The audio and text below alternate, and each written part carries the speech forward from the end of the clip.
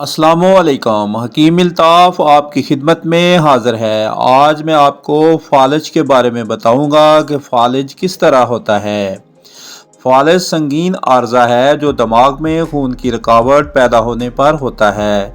اگر خون کی فراہمی میں رکاوٹ آ جاتی ہے یا بند ہو جاتی ہے تو دماغ کے خلیے مرنا شروع ہو جاتے ہیں، جس سے دماغ کو نقصان پہنچ سکتا ہے اور ممکنہ طور پر موت واقع ہو سکتی ہے۔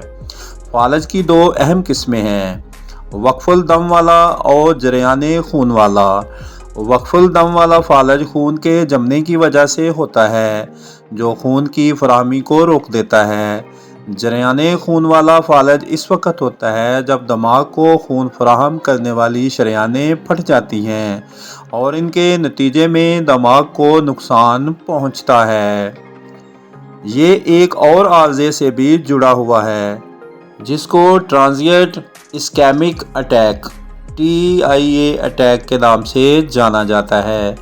دماغ میں خون کی فراہمی عارضی طور پر غیر منضبط ہو جاتی ہے جس کی وجہ سے ہلکا فالج ہوتا ہے۔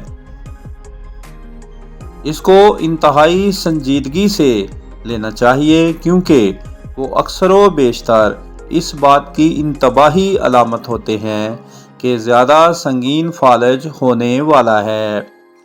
فالج کے لیے فوری علاج ضروری ہوتا ہے کیونکہ جتنی جلدی کسی فرد کو علاج دستیاب ہوتا ہے اس سے کم نقصان پہنچنے کا امکان رہتا ہے۔